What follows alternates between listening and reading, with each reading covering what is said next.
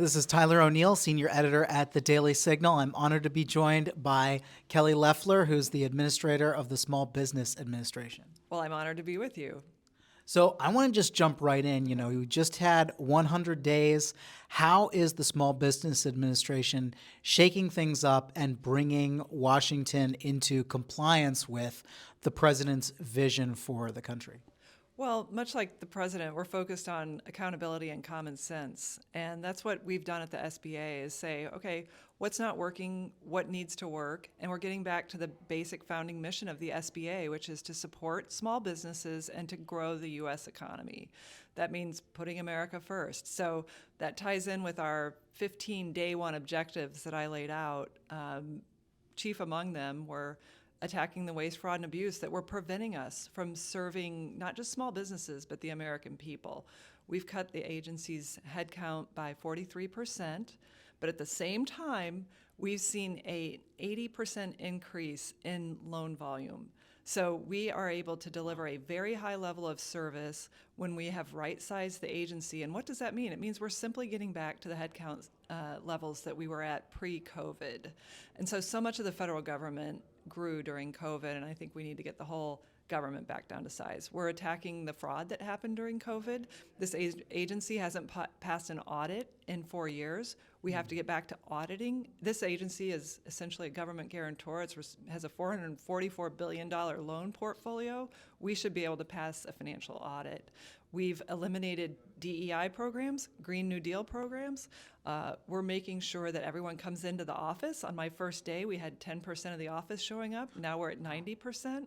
So a lot about accountability. And then one of the things I'm most proud of is our Made in America manufacturing initiative. We've been out with over 200 manufacturers.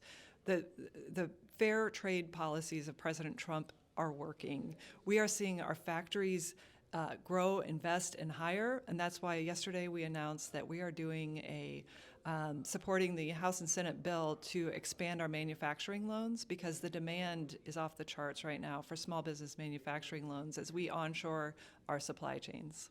So which DEI and Green New Deal contracts most stood out to you as being really ridiculous and egregious? Well, it was easy just to go in and shut the DEI department down. So we took care of that day one. Green New Deal, now there were two programs. One of them was just a spending program for internal purposes, which was to spend almost $3 million on EV chargers for employees that worked from home. So fortunately, those never got built. Wait, really? Correct, yeah. So we canceled those EV charging stations that the SBA was going to fund. But there was another program called the Green Lender Program that was rolled out following the Inflation Reduction Act, which already put billions of dollars into the economy, $1 trillion into the economy for green-related activities. We have shut the Green Lending Program down because essentially we need to level the playing field. If you have a qualifying business, you can apply for a loan. We're not picking winners and losers at the SBA. We're getting back to free enterprise, market-based principles. If you meet the underwriting standards, you can get a loan, but we're not preferencing Green New Deal. So, this type of activity was brought to you by the same people that loosened the loan standards that caused this loan, our core 7A small business loan program, to have negative cash flow for the first time in 13 years, thanks to the Biden administration's attempts to helicopter money out through the SBA. So we've stopped that. We've restored the underwriting standards, and we're investigating the remainder of the waste and fraud that happened during COVID. And you've moved offices out of sanctuary cities. How else are you helping small businesses bring some sanity to the border crisis? Yeah, so first of all, we now require citizenship verification in order to qualify for an SBA loan. That's a common sense principle, but yes, we did find loans that had non-citizens applying for government guaranteed loans through their private lender. So we've stopped that as well. We're moving out of sanctuary cities from our regional offices to make sure that, first of all, those are expensive cities. That's not a good use of taxpayer dollars, and that's not where small businesses are growing. We need to make sure that our borrowers, our taxpayers that come in and visit us are safe and that our employees are safe. So in addition to the citizenship verification, we're also making sure that we have a good sense of age of our borrowers, because what we learned during COVID was that about $650 million worth of loans went out to borrowers under the age of 11 or over the age of 115. Wow. So I know that goes beyond the citizenship, but that goes along the lines of, are you an actual legal person? And then we found out during COVID, some of the COVID money went to about 19 countries. So more checks and balances that are easy to conduct, background verifications, just common sense, principles and accountability. Getting back to that will save taxpayers trillions of dollars. Is there any difference between the citizenship requirement that you've imposed there and what's known as EVerify? Well, our citizenship verification would be on the lender. It's a lender-based program. So 2,500 community banks across the United States offer SBA loans. We provide the government guarantee. So the lender must verify the citizenship or they will not qualify for the guarantee. Wonderful. Well, is there anything else you'd like to add about how much you've achieved in these first 100 days and what SBA is planning for the future? Well, I think we've laid the groundwork for the next 100 days and for the remaining 3.8 years. It's really exciting because we have, I just spoke on stage about the coming tax cuts. And I think that's an exciting opportunity to talk about returning private sector money back to them, not keeping it in the government, right-sizing the government, and then delivering an even higher service level, because small businesses are going to be counted on to help deploy this Made in America and onshoring initiative that is going to be driven by the fair trade policy. And we're already seeing it at work. President Trump announced at the White House the other day $8 trillion in investments by big companies. I talked to many of those CEOs. They deploy that capital through small businesses to build out their supply chain, to be subcontractors on parts and services, to help their communities have nice restaurants and retail stores.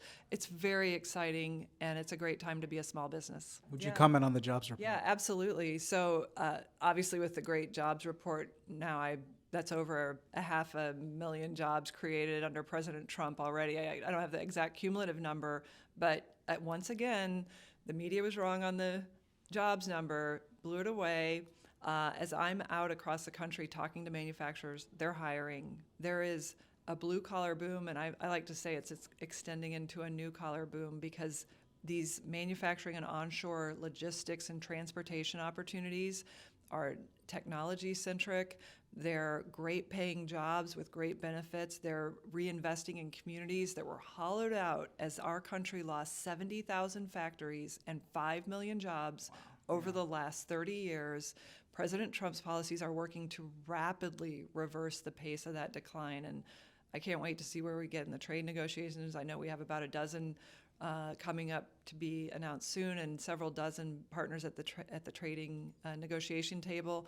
And then, that could have never been made possible without President Trump's strong belief in the American worker and in the American industrial base that is coming back rapidly. And if we can get the tax cuts done, our economy is spring-loaded.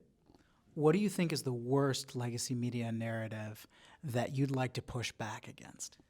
Well, I think the worst narrative is the incessant focus on tariffs, because we should be saying fair trade instead of tariffs. So let's be very clear. Democrats are against fair trade.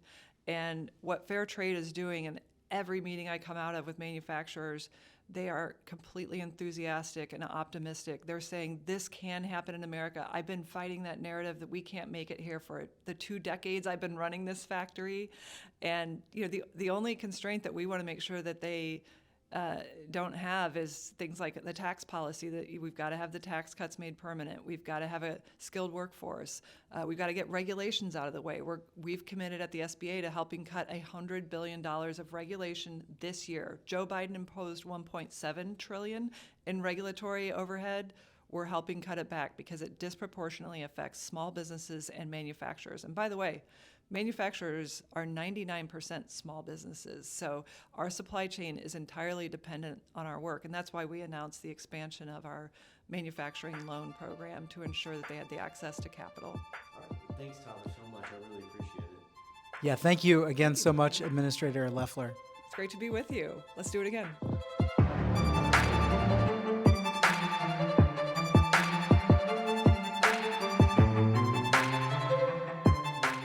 Subscribe to get the news the legacy media won't tell you and only the Daily Signal can bring to you.